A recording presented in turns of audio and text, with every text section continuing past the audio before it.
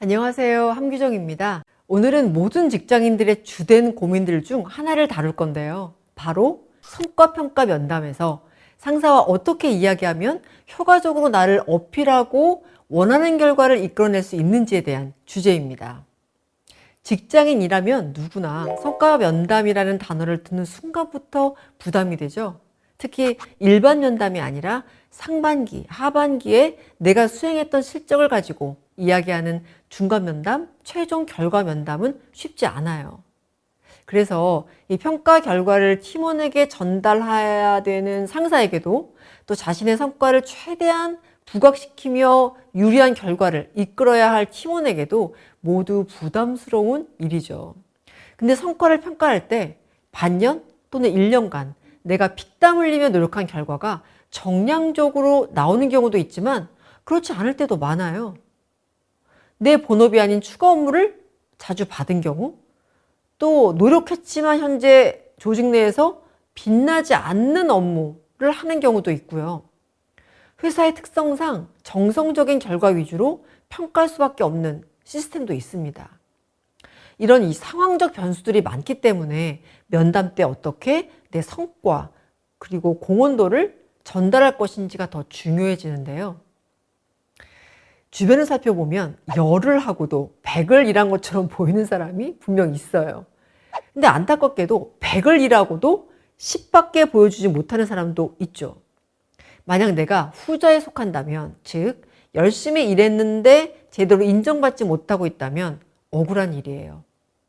나와 조직은 계약 관계로 맺어진 사이예요. 10을 했다면 10만큼의 보상을 받고 100을 했다면 그만큼의 보상을 받아야 마땅하죠. 근데 제가 지금 말하고자 하는 핵심은 없는 걸 있는 것처럼 꾸며내라는 게 아니에요. 부풀리라는 것도 아니고요. 내가 실제로 노력하고 달성한 만큼 상사 그리고 회사가 정확히 알도록 행동해야 한다는 겁니다. 내 공을 언젠간 알아주겠지는 너무 소극적인 태도예요. 원래 내가 쏟은 노력, 나의 실적, 나의 성과물은 내가 가장 잘 아는 법입니다. 누군가 알아줄 때까지 기다리기엔 너무 다들 바빠요. 자, 그래서 지난 성과평가 면담 때 좀 더 잘해볼 걸 이란 아쉬움을 느꼈다면 다가오는 면담 때 제대로 할 수 있는 방법 3단계 말씀드릴게요. 너무 대놓고 자랑하지 않으면서도 효과적으로 나의 공헌도를 알리는 방법입니다. 우선 가장 먼저 할 일은 준비하기인데요. 동종업계에서 나와 비슷한 업무에 종사하는 사람들이 어느 정도의 연봉, 업무량을 가지고 있는지를 조사해 보세요. 타사 경쟁사의 업무 강도는 어떤지, 인센티브 수준, 또 어떤 근무 조건에서 일하는지 등도 최대한 폭넓게 알아보세요. 이 조직에 속해서 일을 하다 보면 우리 조직 내의 동료, 선후배들과만 자신을 비교하는 경우가 많아요. 근데 시야를 넓게 가질 필요가 있거든요. 내가 지금 다니는 이 조직에 평생 다니다가 퇴직할 수도 있지만 1, 2년 후에 다른 조직으로 또 이동할 수도 있는 거죠. 그러니 지금 있는 회사에서 내 동료가 얼마 받고 또 어떤 조건에서 일하는지 뿐만 아니라 타 조직의 근무 조건도 알아보고 비교해 보세요. 이런 업계 연봉 조건은 상사와의 면담 시 객관적인 근거 자료로 활용할 수 있습니다. 그리고 반년 또는 1년 동안 내가 이뤄냈던 성과, 결과물들을 일목요연하게 정리하셔야 됩니다. 이 부분이 제일 중요해요. 면담은 상사의 몫이 아니에요. 내 몫입니다. 4년도 내 연봉, 승진, 업무 조건 등에 대해서 이야기하는 정말 중요한 자리예요. 그래서 준비하고 또 준비해 주세요. 만약 내가 상사 앞에서 제대로 이야기를 못하는 성향이라면 문서로 미리 프린트를 하거나 면담 전에 미리 파일을 메일로 상사에게 보내주세요. 이제 두 번째 단계는 적극적으로 설명하기인데요. 이 면담이 시작되면 미리 준비해간 자료를 토대로 내가 얼마나 가치 있는 사람인지를 설명하셔야 됩니다. 회사를 위해 어떤 노력을 기울였고 상사를 어떻게 지원했고 팀을 위해 어떤 희생을 했고 차근차근 말씀하세요. 이런 설명은 구체적일수록 좋습니다. 예를 들어 볼게요.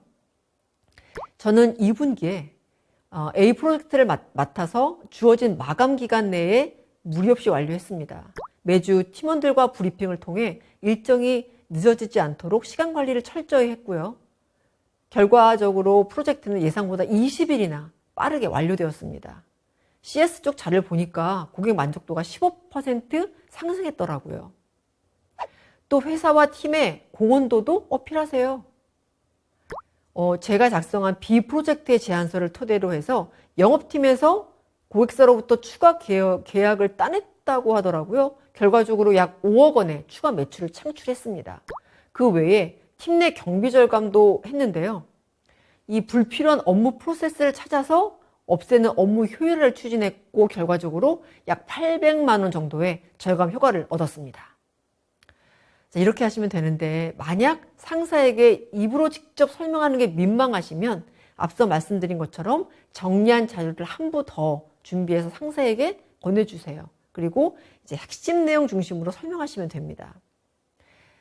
면담을 위해 자료 준비하고 적극적으로 제시하는 건 상사에게 확실하게 긍정적인 부담감, 압박감으로 작용을 해요. 자, 이제 마지막 단계인데요. 내가 한 일들에 대해 설명을 했다면 그 다음이 정말 중요해요. 요구하기 단계거든요. 아무리 인간성 좋고 타인 배려하고 후배를 육성하고 싶은 상사라도 울지 않는 아이에게 젖을 주진 않습니다. 왜냐하면 상사에겐 팀원이 나 딱 한 명이 아니기 때문이죠. 챙길 사람 너무 많아요. 그래서 요구하지 않으면 얻어낼 수 없다. Don't ask, don't get 이라는 법칙을 반드시 기억하셔야 합니다. 내가 지원받고 싶거나 얻어내고 싶은 부분을 명료하게 이야기해 주세요. 자, 어떻게 말씀하시냐면 예를 들어서 내가 교육의 기회를 얻고 싶다면 현재 제가 맡은 업무의 처리 속도를 높이기 위해서 다음 분기에 외부 교육 훈련을 받고 싶습니다. 제가 이 몇 군데 교육기관 알아봤는데요. 이 과정 오픈하는 기관이 있더라고요. 라고 하시면 돼요. 자, 그리고 내가 원하는 게 이제 연봉 인센티브라면 이제 평소에 타 팀원에 대해서 내가 잘한 강점, 성과물 중심으로 말씀하시면 됩니다. 분위기를 살피면서 앞서 제가 설명드렸던 업계 평균 등도 살짝 자료들을 언급하시고요. 예를 들어 드릴게요. 저는 우리 회사와 팀장님께 많은 걸 배우고 있고 즐겁게 직장생활을 하고 있습니다. 조직 문화도 저와 잘 맞고요. 다만 A회사 그리고 B회사 등 업계 평균 연봉에 비해서 현재 제 연봉 수준이 낮은 편이더라고요. 올해 제 성과 및 내년에 맡을 업무 비중을 감안하셔서 내년 연봉을 인상시켜 주시면 좋겠습니다. 근데 만약 이렇게 얘기했는데도 계속 상사가 부정적인 입장을 취한다면 어떻게 해야 될까요? 어떻게 할까요? 그렇다면 인내심을 갖고 기다리셔야 돼요. 첫 술에 배부를 수 없어요. 상사와의 면담 후에 아이고 내가 그럴 줄 알았어 그만두자 라고 섣부른 결정을 내리지 마세요. 감정에 휩싸여 성급한 결정을 내리면 후회가 따르는 법입니다. 아까도 말씀드렸지만 면담을 성의껏 준비한 팀원에게 상사는 부담을 느껴요. 근본 면담에서 적극적으로 설명했던 그런 내용들은 상사에게 꽤 깊은 인상을 줬을 겁니다. 비록 이번에는 내가 원하는 걸 얻지 못했다 하더라도 다음번 면담에서 더 많은 걸 얻어낼 수 있을 거예요. 그러니 너무 단기적으로 생각은 하지 마시고요. 이렇게 면담이 마무리되었다면 이후 어떻게 하면 될까요? 바로 다음번 면담을 위해 자료 모으기를 시작하세요. 이번에 준비했던 자료와 문서들을 업데이트하면서요. 우리는 살면서 아무런 대가를 바라지 않고 봉사할 때가 있어요. 그러면서 삶의 보람을 찾죠. 하지만 직장 생활은 다릅니다. 일한 만큼 명확한 보상이 주어져야 내가 지치지 않고 열정적으로 일을 계속할 수 있어요. 원하는 것이 있다면 요구한다. 이것이 내가 지치지 않고 회사에서 꾸준히 성과를 내며 일하도록 만드는 행동 룰입니다.